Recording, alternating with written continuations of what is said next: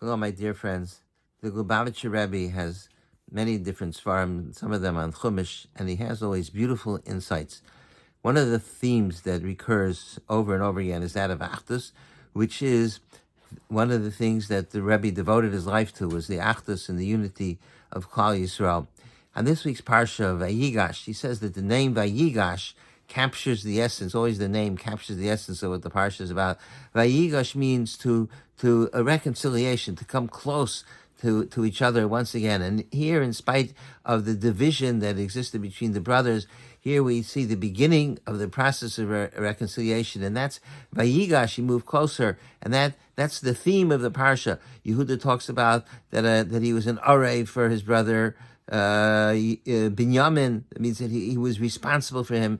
It's that sense of achrayus, and from that pasuk, it's one of the sources where we learn the concept of arevis, kol yisrael arevim zeh lezeh. All of Klal Yisrael are responsible for each other. And in this parsha, Yosef reveals himself to the brothers, and there's a reconciliation among all of them. And then Yaakov comes down to Mitzrayim, and the families united. So that's what the Rebbe says, that's one of the themes that is core to what the parsha is about. So I'm reading this, and I'm like very surprised. To me, it's just the opposite. This is a parsha that reflects the tragedy of the lack of achdus in Klal Yisrael. The Vayigash is taking place at a time, Vayigash, where he's moving closer, is taking place where he doesn't even know who Yosef is, and he's coming to. It's true, he's coming to fight on behalf of his brother Binyamin, but he's fighting with Yosef, and even the fact that the brothers were reunited, it wasn't a great reunification. The brothers, and I spoke about this many times, that even after they reunited, there's still suspicion. The brothers have not really fully accepted Yosef, and even at the end of after Yaakov passes away, and the brothers approach Yosef, they don't ask Yosef to be mochel them, and Yosef is not mochel them, and the Bein says as a result, that's why they were Ratzari Rugi Malchus. So it's an imperfect reunification. It's something, but it's very, very imperfect. So why? This is a parsha of Vayigash, of moving closer to each other. So I thought the point here is very powerful idea, and that is, this world is not perfect. Olam Hazeh is not a perfect world. Olam Hazeh is a work in process. And people oftentimes, they see that there's imperfections and they write it off. They write people off because they're imperfect. They write off communities. They write off yeshivas. They write off institutions because there's imperfections. That's how this world is. But the imperfections are there for us to be able to grow and to struggle. We're all imperfect. We all have our flaws. But that's God, it's not accidental. That's how God made us. He made us flawed in order to give us room to grow and develop. So even though it's true that this is a parsha of achdus, but it's so flawed. There's so many divisions, and even the word vayigash doesn't mean that they were together. Vayigash means that they came near to each other. It's like when Yaakov gave the bracha to Ephraim and Binyamin, he said that to Yosef that you should bring them closer. Use the word vayigash, gishona megai v'avarchem. Means to come closer, but it doesn't mean that they're unified.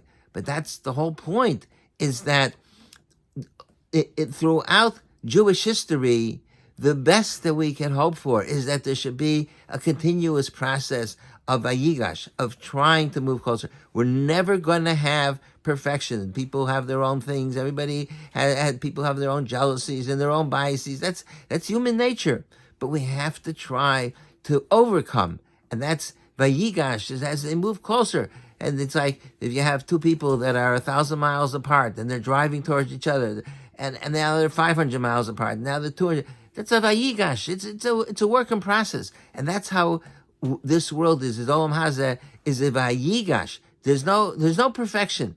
And the important thing to remember is people, when they see flaws, they write everything off. They see a person that has a chesaron, he's no good, she's no good, this problem, that problem.